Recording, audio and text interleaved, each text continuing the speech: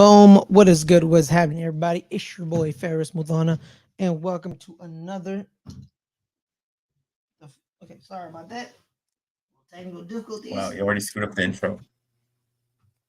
You always screw up the intro by always interrupting me, so shut the hell up. All I right? make the intro better because you, No, you don't. You just fucking yell. All which right. makes it better. No, it doesn't. All right, y'all. What's Yes. good? What's happening, everybody? It's your boy Ferris Muthana, and welcome to another great edition of Good Friends, Better Rivals. The man you just heard yelling for no goddamn reason is my I right don't hand yell man. See, because wait it's there. necessary for me to yell. You gotta let me finish. You gotta let me finish your intro, No, then you speak. no. Why would I let you finish? Why? So I was gonna sing your praises, but you don't want me to sing your praises. Fine. I don't care. That's Caleb. Caleb, how are you? How you doing? Hope your life's a I'm horrible mess. doing great because we kicked that 50 Philadelphia Eagles ass, baby. That's why I'm feeling great. See, your internet messed up and I couldn't hear anything. Oh well, probably because I Yeah. was banging the table and going all Yeah, see, crazy. don't bang the table. Because you know your internet's fragile. Why you do that? I don't know. I was It's too cause yeah, excited. see, you're not using your brain. See, you're not using your brain. All right, y'all. But it's victory week at GFB at GFBR. Yeah, it is a GFBR, Yeah. absolutely. We both won our primetime games, and man, both teams answered the bright lights of primetime. But before we talk about a game, Caleb, I want to talk about last night. I want to talk about the Thursday night game we watched last night. Um, the Los Angeles Chargers lost Yep. 63-21 to the Vegas Raiders. The Vegas Yep. Raiders, mind you, the previous week, Caleb, the previous week against the Minnesota Vikings scored 0 points and they lost 3 Zero. 0. They lost 3-0. And then the following week, the Raiders decided, you know what, guys? We're going to drop 63 on the Los Angeles Chargers. The NFL, they say the famous phrase is, I know this game was on a Thursday, but the famous phrase is any given Sunday. And you know what? Any given Sunday last night, because I know the Chargers had Easton Stick. They had a backup quarterback in, I know, but still 63 points. Damn. 63 To ones. the Yeah. I mean, Raiders? you don't believe in you didn't believe that Aiden O'Connell could put up those type of numbers? I mean, come on. No, I didn't. Because you know why, Caleb? Because I Oh, watched the previous week and he lost 3-0. but I mean, All right. that was a tough Vikings defense. Oh, okay, now the Vikings have a tough defense now. Is that what we're doing? yeah, yeah. It's actually It true was because strong. Brian Flores has really made this Vikings defense play very well.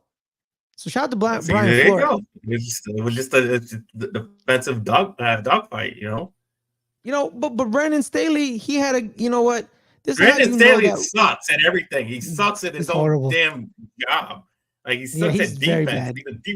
He's a guy and he He's a defensive coordinator. sucks at it. And yet they gave him a head coaching job. He sucks on all fronts. He's a horrible coach. He has no You idea know, what he's doing. you know why he got that job is because that the 1 year he was a defensive coordinator for the Rams, they had a great defense because they had Jalen Ramsey and Aaron Donald. All Aaron right. Donald, yeah, it's And pretty easy to have a great yeah, and then defense. they had a tremendous deep back end. And then Leonard guess what Floyd, happened? Von Miller. Leonard Floor. No, Von Miller came the next year. Oh, okay, that's okay. Yeah, he came the next year. That's when with Raheem. See, that's the thing. I don't like it. So Raheem Morris then gets the defensive coordinator job the following year. They win the Super Bowl with Raheem Morris. And same setup, but he doesn't get a head coaching job. You know what I mean? So like, and you talking about Raheem Morris, who has coached defense and offense. Raheem Morris, if you look at his CV, he was the head coach of the Tampa Bay Buccaneers. That is true. It was a good run. It wasn't great. It was fine. It was better than the previous one when they completely shat the bed with John Gruden towards the later end of his. And another thing, Yeah. I just want to just take a victory lap of saying Kellen Moore sucks as an offensive coordinator as well because they can't score either. He sucks. He sucked with us. The only reason why we were scoring all those great stats is because our players overcame his horrible play calling. Well, apparently he doesn't call winning games. hey, apparently your quarterback's a game manager. Calm down. All right, chill out. Well, exactly that he managed to get away from Kellen Moore's garbage ass play calling. Exactly. Oh wait, Kev. I think we have Kellen Moore's playbook here, right? Let me see. Yeah, there it is. Boom. There it is. Look at that. I don't see it. Oh, there it is. Okay.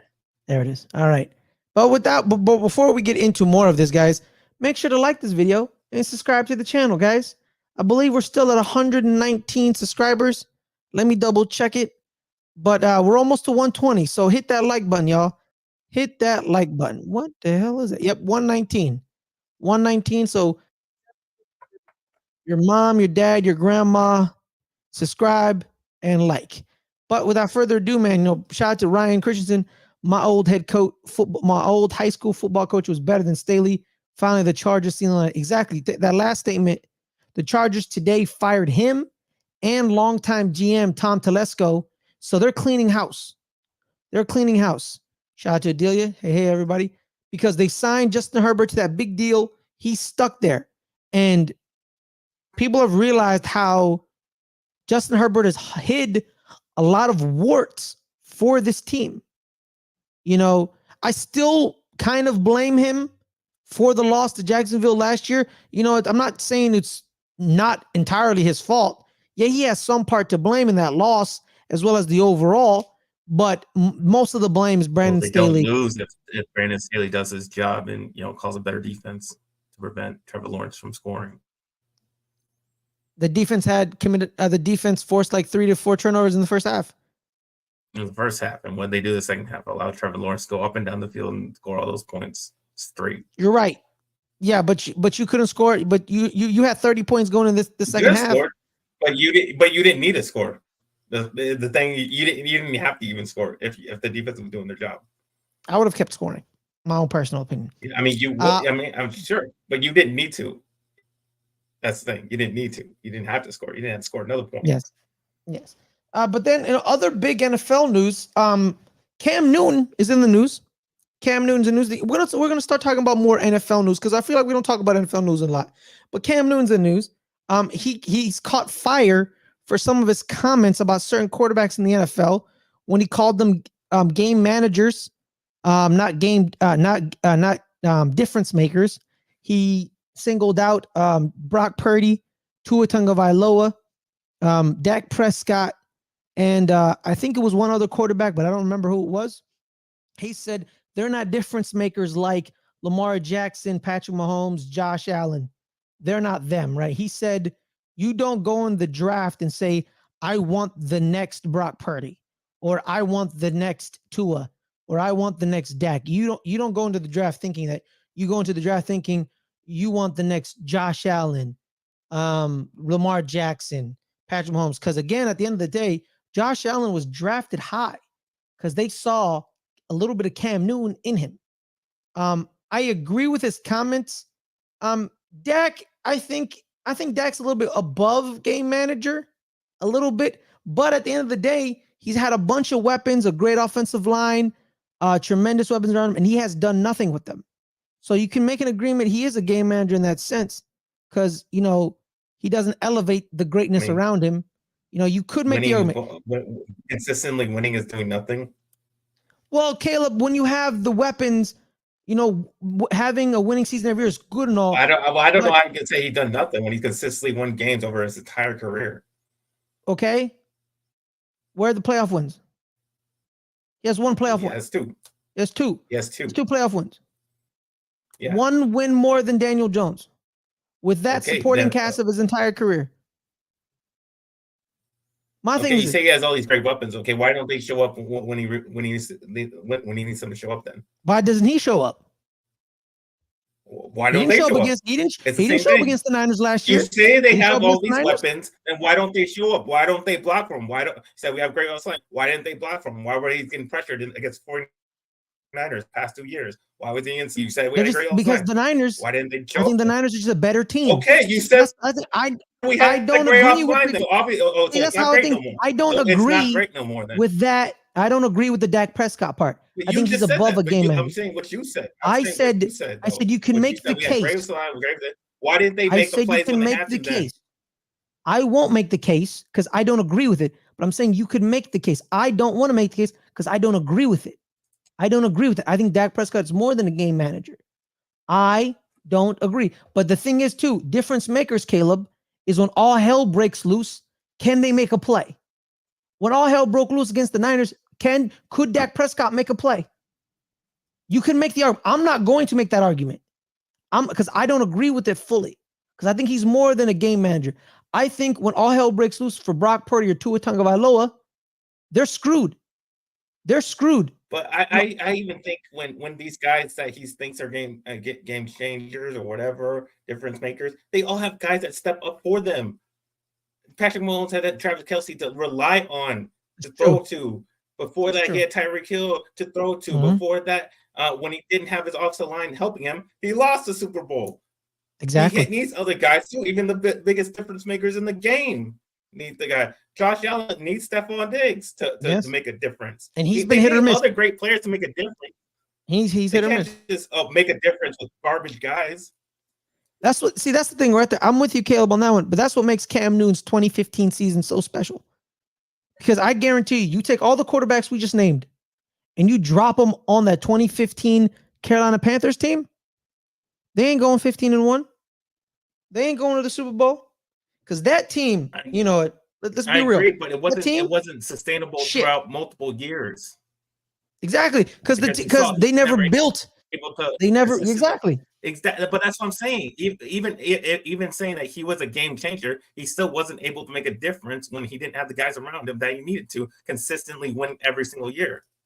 Mm-hmm. That's my whole point. Like, so you can even have a difference maker if the guys just don't show up for you. You can't. It's not going to matter. Exactly.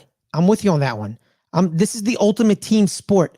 You can have a difference maker at quarterback, and he could win you 6-7 games by himself, but back in the day, that's still under 500. You're still 7-9. You may make the playoffs in the NFC South like he did one year, but most of the time you don't. This is the ultimate team game. These teams, Kyle Shanahan, Mike McDaniel, they found a quarterback that fits their scheme. Like, this kid fits. He fits. He does what I want him to do at the highest level. Jimmy Garoppolo couldn't do that. There was a peak. I guarantee you, if Brock Purdy was in that Super Bowl, he hits George Kittle on that corner. You know what I mean? They found guys who fit their scheme. They fit their scheme. But when all hell breaks loose, are they going to do what Cam Newton did? No, probably not. I think that's what Cam Newton's seen it from his perspective. Where, like, I had hell around me. My best receiver was Greg Olsen, a tight end. You know what I mean? I didn't have Tyreek. I had Jericho Cotchery. I had Devin Funchess. You know what I mean? I had those guys, and that's what made me different. It's right, man. He was generational. Him and Andrew Luck, back-to-back years. The first time I've ever said to myself, I can't believe in back-to-back drafts, the number one overall pick was a generational quarterback, because that doesn't happen. That does not happen. You know what I mean? And then Carolina just completely failed him. But I don't agree. Because I think, he's saying it from his perspective. And I think a lot of people are like, yo, what the hell is he talking about?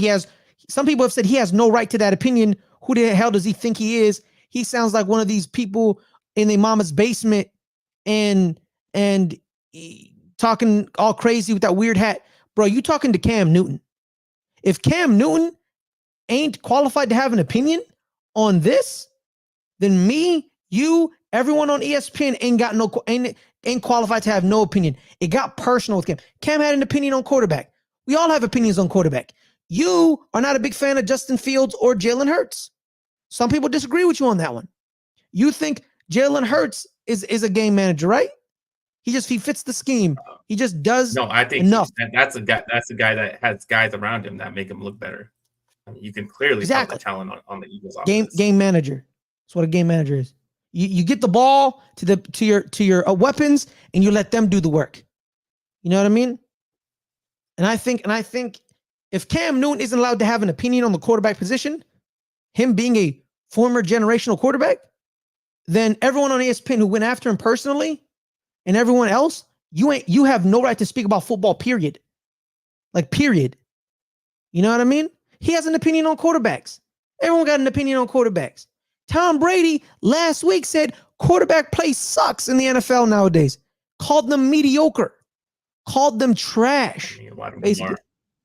A lot of them are. Because Caleb, man, hey, man. A lot of backups are playing right now. So, I mean. Caleb, you know, man, we watch the USFL. We watch the XFL, right, Caleb? And we watch this stuff, right? Last week, it was the first time ever I watched an NFL game, and I realized what the difference between the NFL, the XFL, and the USFL is. What is that? It's the quarterback position. Because these quarterbacks that were playing in the NFL are XFL, USFL quarterbacks. You know? Josh Dobbs got demoted to quarterback 3 because he got Justin Jefferson killed. In his first game back, he got Justin Jefferson injured. Because Tom Brady, I love what Tom Brady said in one of his interviews where he said, when I played quarterback, we couldn't go to certain areas on the field because I had to protect my wide receivers. I couldn't just throw it down the middle against Baltimore because if I did, Ray Lewis is going to decapitate my wide receiver, my tight end, whoever it is. Same thing with Ed Reed or Bernard Pollard. I couldn't do that. So I had to pick and choose where I threw the ball.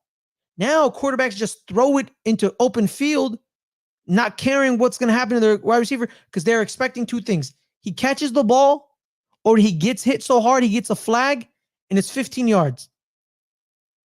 They don't care about their wide receiver. And I think Tom Brady and Cam Newton have a right to that opinion. I agree with Tom Brady's opinion, and I agree with Cam Newton's opinion to an extent. I don't agree with the Dak Prescott part. Before you start yelling again, I don't agree with that part.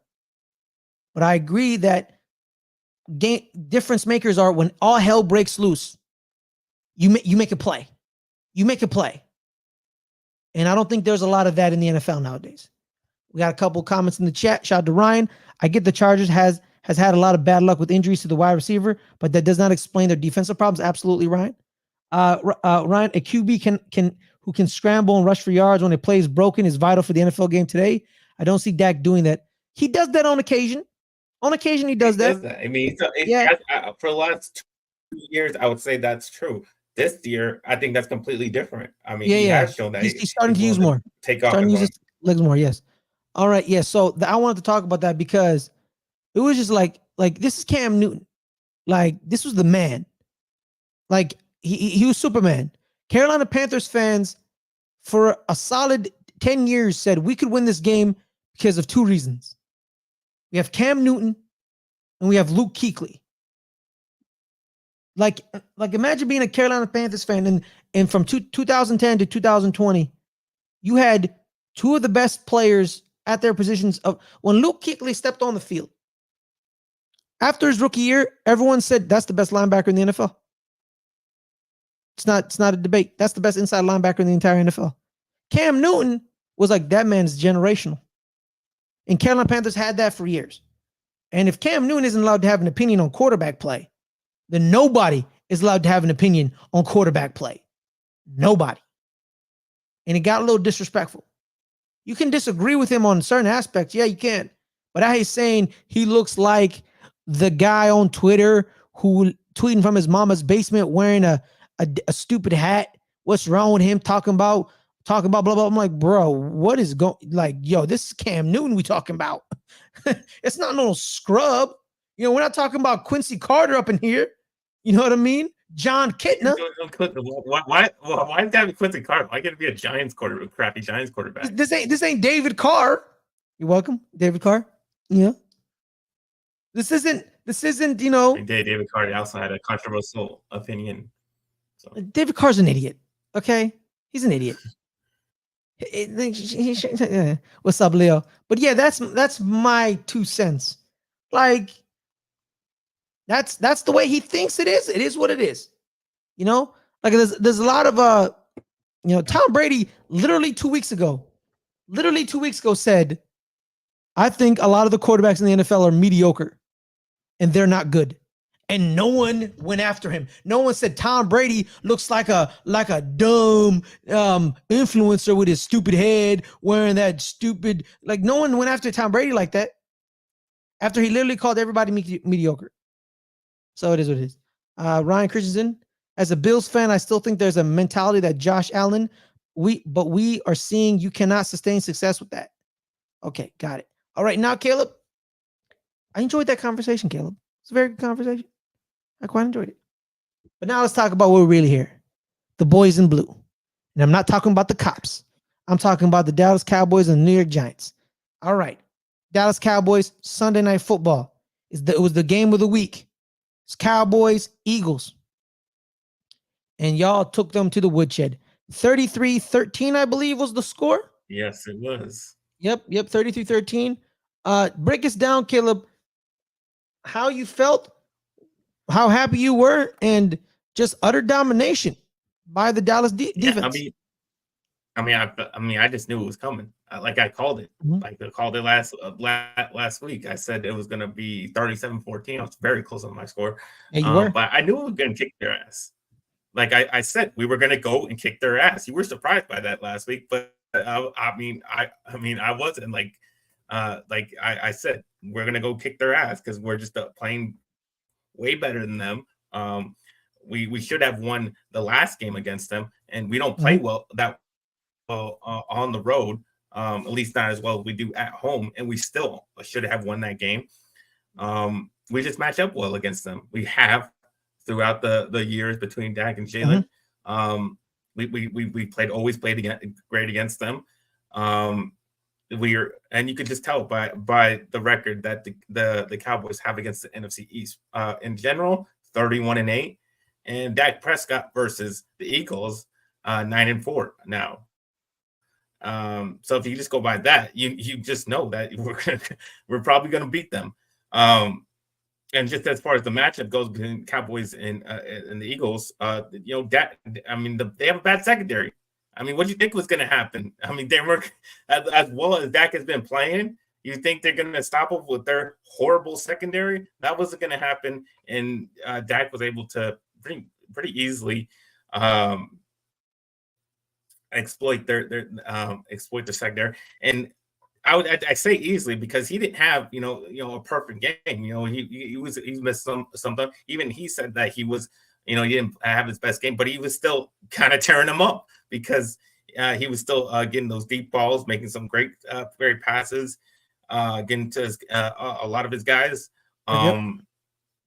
especially a guy like Jake Ferguson, who was making incredible plays, like he was leaping over guys. Yeah. So Caleb, that we talked, we all off season, we talked about the tight end group. Who's going to separate themselves? Who's going to do it? Jake Ferguson has taken the bull by the horns, and he's separating. He's definitely tight end one. He's definitely tight end one. Yeah. He's not playing any, worse than what Dalton Schultz did. And that's kind of what I said. It's like, I wasn't upset that we let go of Dalton Schultz because I knew Dak, with the way he is with his tight ends, he kind of can make anybody look like Dalton Schultz the past couple of years did. That's just how, he plays his game. So I'm not surprised by that. And then we're just way more physical than the Eagles were.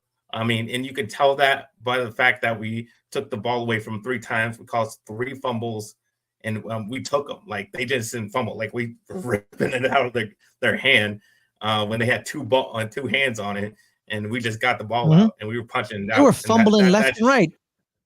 Was it how many fumbles did they have? Like 3?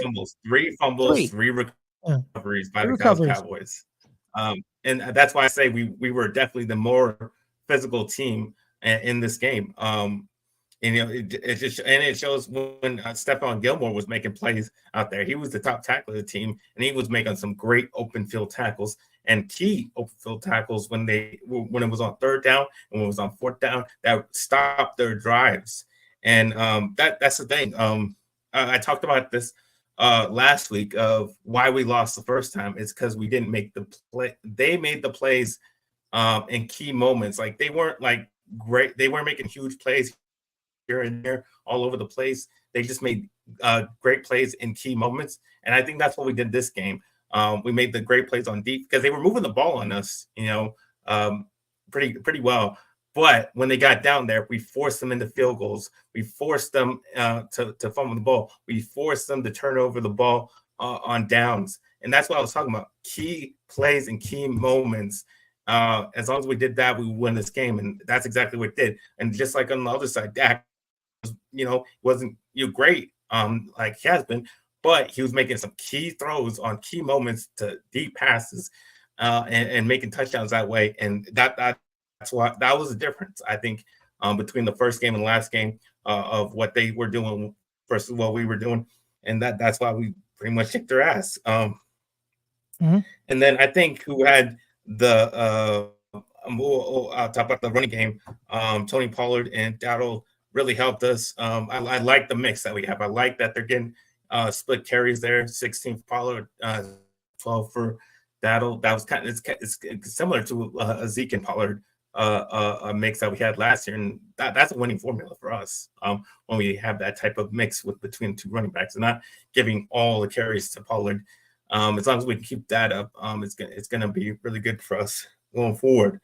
But the guy who had the best game, I think, and you just mentioned it, the USFL guy, Brandon Aubrey, gets 4 for 4. He was the first kicker in NFL history to kick 2 59-plus yard field goals in the same game. He is now 30 for 30 in his career kicking field goals. So he is perfect. He's been perfect this season, and that's all. And it's just crazy, man, to get two guys who are basically all pros at their position in back-to-back years from the USFL. And that's what we covered, because you can find these hidden gems in the USFL and the XFL. If you're looking hard enough, you can get to all pros like the Dallas Cowboys have gotten in the back in the past 2 years. So yeah, I think that's why I think we should continue to like you guys should watch it, because you can find these guys. If you're watching the XFL, USFL, and then like I said, overall great win. The Cowboys now lead the division, but if both the Eagles and the Cowboys win out, the Eagles will end up winning the division. So we and then we're still behind the Niners as well. We're in 2 seed. So we need both those teams to drop one more game, and basically we need to be perfect for the rest of the way. It's going to be tough that given the schedule coming up. But if we can play like this through all those games, I don't see why we would lose those games. Yeah. Their schedule is a little bit more easier. There's a chance they may win out. They faced the Giants twice, I believe, twice in the last 4 games. Yeah, they face the Seahawks, Giants, Cardinals, Giants. So they could go 4-0. They could, but we'll see about that. But you guys, your Final Four schedule is, let me double check it. Cowboys. Your guys' Final Four are Dolphins, Lions, Bills, Dolphins, Lions, Commanders. So really, Caleb, the next 4 weeks, you're a Giants fan. That's what you are. Yeah, I am. You're a Giants I'll fan. be doing this every single week. Right? Yeah, you're a Giants fan. Paisan. So there's that. There is a chance you still may not win the division. You're first at this moment. You're both tied, but they could go 4-0. They go 14-3. Well, you can, if you go 4-0, which it's possible. It's not impossible. It's tough. It's not impossible, but the Bills and the Dolphins, they're fighting for positioning, so they may give you a tough round. It would just be perfect. I mean, just our luck. If we beat the Dolphins, we beat the Bills, we beat the Lions, and then we lose against Washington, the Commanders, and we lose the division that way.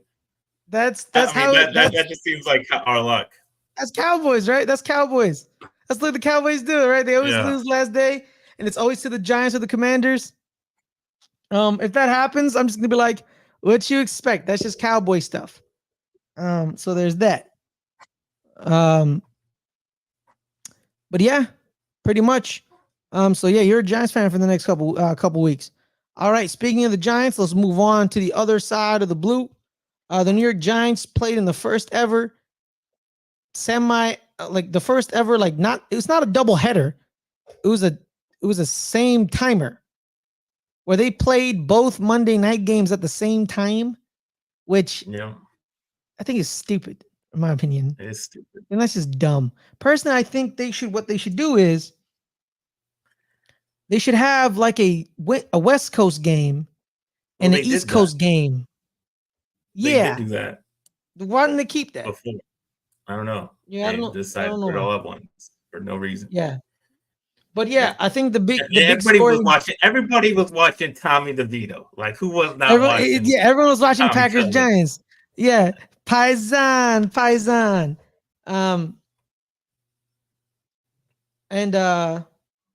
So yeah, but the thing is, the main key of the entire game was it wasn't the offense at all. The offense didn't play bad. Like, it wasn't like, oh my god, the offense played shit and they're not very good. Like, they played very well. They played very well. But the defense is what held the game together, kept the game intact, especially the back end of the defense. The corners and the safeties, they played very well. Saquon Barkley had 20 carries, 86 yards, and 2 touchdowns.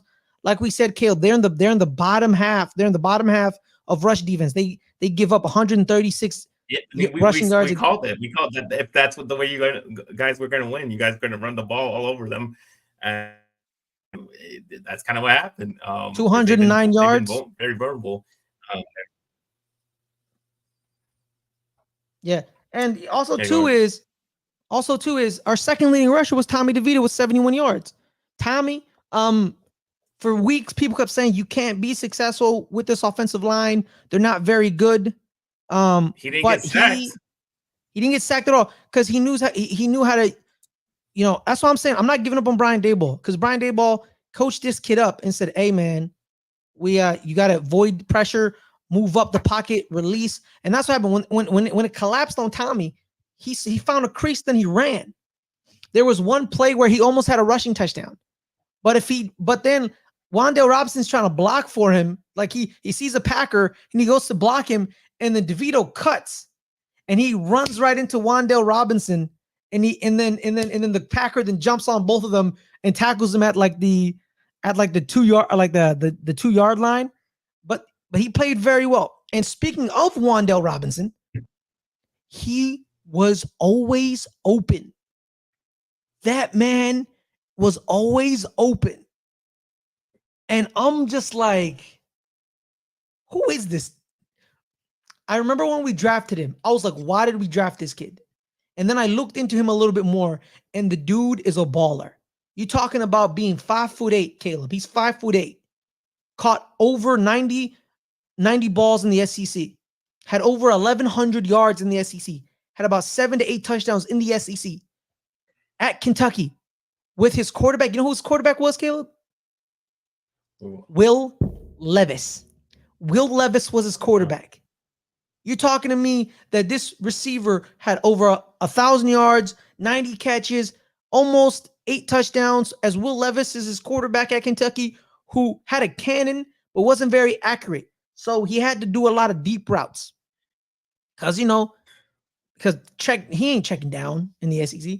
So it was this game, and then there's the game last year where he tore his ACL. It was his coming out parties. It's just coming up. He is going to be a key to this receiving core. He's going to be the underneath receiver, while Jalen Hyatt's the bust the top off the defense receiver, and you have a little under over play for those two receivers, and they're pretty damn well. And the defense, man, stopping the Packers rush offense, because they like running the ball. They want to be effective. They did have 123 yards. That is true. But in key moments, Jordan Love did not play well. Jordan Love did not play well. He was missing receivers. He was being sped up. He was sacked a couple times. I believe the Giants had, let me see. Let me see in the sack category. We had, where are the sacks? We had 2 sacks. Oh, we had 2 sacks. Wasn't that much, I guess. But there were half a sacks, basically. A couple half sacks, couple A sacks. You know, the Dexter Lawrence had half a sack. Kayvon Thibodeau had half a sack. Micah McFadden had half a sack. And I think another person, and then Azeez Ojulari had half a sack. So the defensive line collapsed, created pressure. I was just happy overall. Adelia in the chat. Tommy DeVito's agent is the most stereotypical Italian-looking man I've ever seen in my life. Yeah, his name is Sean Stellato. He's been an agent for apparently he's been an agent for 15 years. And he's now being inducted into the Italian Hall of Fame or something like that. The Italian American Hall of Fame. Yeah. So yeah, it was pretty much a good game plan. It was a coaching masterclass. Wink Martindale and Brian Daboll were damn right. I need to look more into the all 22 to see how they did the planning. But when I was watching the game, the game just felt like we were in control. Like I remember there was one play where Saquon Barkley fumbles the ball at the end of the game. And I'm like, oh my God, is this how we lose? This is how we lose. He breaks the tackle, he's stumbling, and then he tries to get up, then he keeps stumbling, and he falls, and he hits the ground and the ball pops out, it's a fumble. I don't disagree with the call, it was a fumble. But the defense was like, all right, they ain't scoring. You know what I mean? But then they got their, I think they got a field goal. So they take the lead. You know, they take the lead in the No, they score a touchdown and they go for 2 and they get stopped. So the defense stopping the 2-point conversion kept them in the game. And then you want to talk about a drive. A drive, man. What a tremendous composure, great decision making, and what a throw to Wan'Dale Robinson on that last drive. And you know what? I'm gonna be real with you, man. I was kind of scared we were gonna lose the match because I'm sorry, man. I'm not a big. I didn't trust Randy Bullock. Randy Bullock, he just showed up. He's been there for 2 weeks. I'm like, you're not Graham Gano. I don't know if you're gonna make it or not. You know what I mean? So there's that. So yeah. And then there it is. And we won the game. It was. I was just happy. I watched the game and I was happy. There's an aura. There's a juice. There's a camaraderie of the team. You know what I mean? Andrew Thomas is getting healthier and he's playing very well with Justin Pugh. Tyree Phillips has stabilized that right tackle spot. Evan Neal, I'm not going to give up on the kid. I think Bobby Johnson has ruined this kid. They need to fire Bobby Johnson. I'm not going to give up yet. Because Tyree Phillips was sent to Philly. He went with Jeff Sunderland and came back a better right tackle. It's all about coaching with offensive linemen. It's coaching. We just need a better coach. I'm not giving up on Evan Neal yet. I'm not giving up on him yet, yet. Huh? Now the Giants are just a game behind everybody for the playoff. Yeah, so apparently, hey man, I saw a scenario today. There's a scenario where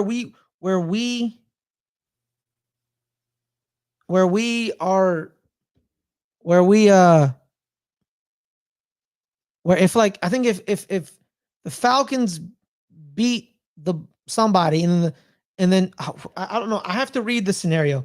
You know what? Let's preview next week's matchup with the Cowboys, Caleb. We got I got forwarded a couple weeks. Next week, Caleb, the Cowboys are against who are they against? The Bills. Buffalo Bills. A preview how you can win this game and if you can win this game. Yeah, I definitely think we can win this game because we're just a better team right now. The Bills have not been a good team this year. They got very lucky last week. They got a bad call against the Chiefs, and they end up winning the game.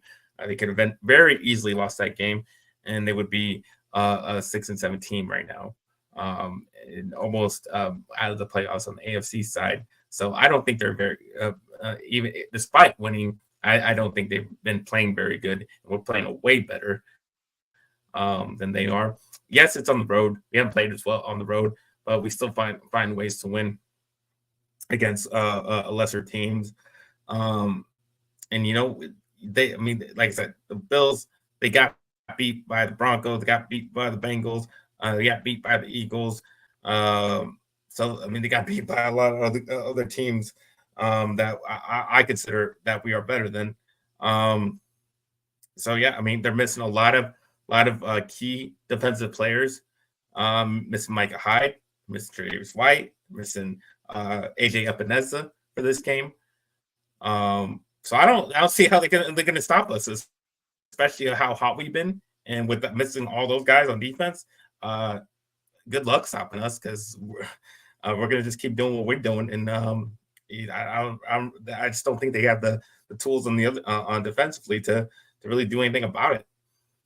But defensively is where I have my concerns. Jonathan Hankins did go out of the game against the Eagles, and I'm not gonna lie, that really hurts. That's a big deal for us, because he was a run stopper. He was the guy that took up all the blocks. I mean, he was the guy in the middle that was stopping everything. So that really hurts. Obviously, we're gonna have this is why we drafted Mozzie Smith. He's gonna have to grow up damn quick, and start playing better than he has been throughout the season, and show why we picked him in the first round.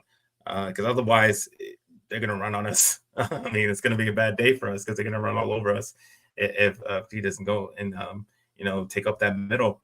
And then that's the other thing that concerns me is Josh Allen's running ability. That really scares me, because that is a big Cowboys weakness, is against these running quarterbacks that kind of just gash us for big yardage a lot of the time. So those are my concerns. Why we would lose the game, because we're just not able to stop the run game, and they kind of just put pressure on us and keep leaning on the run, and they just kind of take up the time of possession, and they just kind of grind it out on us, and that's totally possible. But if we can find ways to at least, and James if we could just find a way to at least just contain it, not let it hurt us, and force them into passing situations, then I think we'll be fine. Because as soon as they stop, and we've seen plenty of times where Josh Allen has gotten pass happy and tries to do too much, throwing the ball all over the place. So if we can put pressure on him and make him force him into that type of offense, then that plays right into our advantage, and we can go out there with our pass rushers and get after him and force him into interceptions. So that's what we got to do. And if it's a bad weather game, they said it's going to be kind of rainy, wet, and cold. I don't see why that would benefit. They say, oh yeah, they live in it, but I don't see how that benefits a guy that leads the league in interceptions, who is top 5 in fumbles, and you just saw how well the Cowboys take away the ball in this previous game, which had 3 fumbles. We've led the league in turnovers for the past 2 years, including this year. So I don't understand how wet and cold weather is going to benefit them. It seems like it's going to benefit us. So I think they are going to, because of that, they will turn over the ball a lot. They may run the ball well, they may not. But I think if they're going to move the ball, like it's kind of like what the Eagles were doing, they'll probably be able to move the ball a little bit. But when it comes down to ready to clamp down on them, that's what we're going to do. We're going to make turnovers and kind of grind it out ourselves, because we've shown that we can. We got a little bit of a run game going with a little mix of Daddle and Pollard. So if we can do the same, I feel like it's going to be a tough, grinded out game like that, and I see us winning 24-10. Yeah, that's a good score. Probably the elements are probably in your favor. Turnovers are not in their favor at all. 24-10 is a good score because Stephon Diggs has not really done much. I think let me check the And Chiefs recent game. weeks, at least. Yeah, it was it was the Chiefs game, right? Yeah. Yeah, like their leading receiver and rusher were James Cook. Stephon Diggs had 4 catches for 24 yards. So, yeah, that's not good. Like I said, despite them winning, they got lucky. They got lucky when they won the game, but they probably shouldn't have. No, And no, I they think they lost. no, I think they should have. I don't think the Chiefs did anything I, to warrant them winning the game either. well, I mean, if they don't call that play, they win the game. Yeah, well, it's not their fault. Well, it's the Chiefs' fault that their wide receiver lined it up offsides. It's his fault. Yeah, I mean, It's he the lined Chiefs' up both fault. sides, but if they kind of just don't call that, then they win the game. Yeah, The you're right Bills about that. lose You're again. right. Yeah, but I don't think the Bills didn't deserve to win that game. I think it was just like if they win, they win. If they lose, they lose. I don't think the Chiefs But what definitely I'm saying is, deserved to I win the don't game. think they played so greatly that Yeah. they Okay. Yeah. Yeah. beat the Yeah. Chiefs. Yeah. Yeah. Shout out to Ryan Christensen, the Buffalo Bills fan here. He says the Cowboys can do whatever they do at home. The Cowboys do what they do at home. That's true. You're pretty good at home. See what they can do on the road. It'll be a good game. It will be a good game. Yeah, that's what You I'm know, saying. I don't think we'll play as great as we do on the home. I definitely don't think that. That's why I think it's more of a yeah, grinded out type of we're going to benefit off of them turning the ball over. yeah. You know what? I'm gonna go 24-16 Cowboys with a Brandon Aubrey. He gonna win the game because he gonna hit a couple field goals. Gonna hit a couple field goals. Fun fact. I think Brandon Aubrey's been the best Cowboy the past 3 weeks. We can I give mean, the he's been perfect. yeah. He's So perfect. shout out So to I Brandon mean, Aubrey. it's hard to argue that. Yeah. Sorry to argue that. All right, then. So Caleb, I found the playoff scenario for the Giants. Found it. So it's from Doug Rush. How do you, Doug Rush? He says this: the Giants have an actual chance to moving up and getting the 7th seed in the NFC playoff picture in Week 15. If for it to happen, this is what's supposed to happen: the Giants beat the Okay. Saints, the Yep. Packers lose to the Bucks, the Rams lose Yep. to the Commanders, Possible. the Seahawks. That's. I don't think I see that Yeah, I happening. don't think that's not. I don't think that's possible. The Seahawks lose to the Eagles. Yeah, The I don't think that's happening Falcons. either. Yeah. Well, the Seahawks losing to the Eagles. That's possible. I don't. I don't see it. I just don't see the Eagles losing 3 games in a row. No, the Seahawks I just can't see losing it. to the Eagles. Oh, the The Seahawks. Seahawks Okay, lose. Seahawks. Oh yeah. Lose. The Okay. Yeah. Seahawks lose. You're right. Definitely. Definitely. I think that's gonna happen. Yeah. The Falcons lose to the Panthers. Okay. And then that would put the Giants at Yeah, 6 don't and see that 8. Well, it's the NFC South. Anything can happen. The Yeah, but I mean, the Giants. Panthers are like separate from the NFC South. They're just separate from everybody. They're just Yeah. on their own island of suck. Yeah. So the Giants would move to 7th based on conference record and head-to-head tiebreakers. So they would be in conference. The Giants would be 5-4, while everyone else would be had a losing conference record, and they would have the head-to-head over the Packers and the head-to-head over the Saints.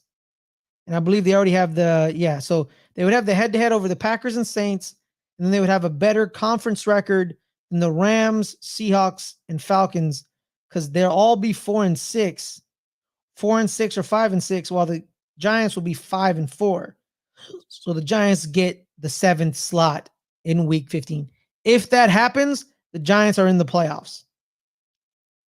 But well, I did on Ben NFL. I picked the Giants to win this game. Not just cover. I think they were going to win the game. The Giants beat the. Yeah, I think we're going to beat the Saints because the Saints are in shambles. They hate Derek Carr. Yes. They're not playing very good. I don't think they like Dennis Allen. It's a team in turmoil versus a team with juice. They're playing well. It's a 3-game win streak. The Giants have won 3 in a row, I think. So they beat the Packers. They have. They beat the Packers. We were on a bye week this week. Yeah, we're on a bye week. and then we beat the Patriots, and then we beat the Commanders. So it's a 3-game win streak. It's a 3-game win streak. Could we make it to 4? Possibly. You know, Ryan, is Ferris still holding on to playoff hope for the Giants? I'm laughing right now. There's a chance. There's a chance. The Giants definitely with how have. bad the NFC those 6 and 7 seeds are. I mean, why not? I mean, Yeah. it's not like they're playing Because all I'll say is this, man. than the Giants right now. We have a good defense. I think our defense is playing very lights out. Tommy DeVito just doesn't have to mess up. Like last game, we almost lost the game because of Saquon Barkley. He has to game manage. He has the game manage. That's all. He has the game manage. All I'll say is this, man. That touchdown pass he threw to Isaiah Hodgins, though, that was a game. That was a difference maker throw. You know what I mean? But all I'll say is, man, Wan'Dale Robinson, he's always wide open. He's always wide open. So shout out to Wan'Dale. You know what? I'm gonna go Giants. Giants 28. Saints 14. We dropped 31 on the Commanders. Yeah, but you know what I mean? Commanders are awful. I mean, yeah, Saints at least have are the Saints good? Are the Saints good? Somewhat of a defense. They have somewhat of a defense. Okay, fine. 24-14. It's their offense. It's the Saints offense that can't score against anybody, and that's why I like the Giants in this one, because the Saints don't score. They just don't score points. Their offense is just really bad. All right, I'm gonna go 24-14 Giants. So I'm gonna go 24. What's the line? The line's 6 points. Yeah, I'll take the 6, and I think we win outright. Yeah, 24-14. That's exactly what I said. Take the 6, and I think you guys are gonna get the outright win.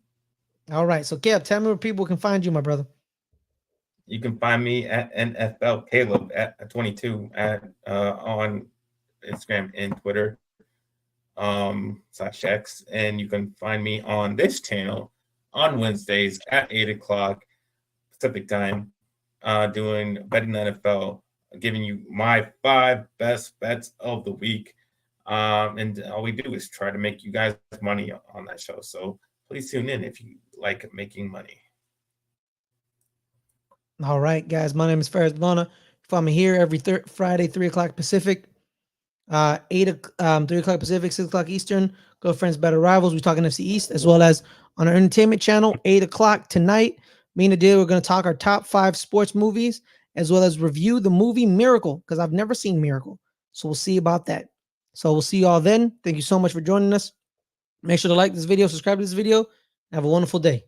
Peace.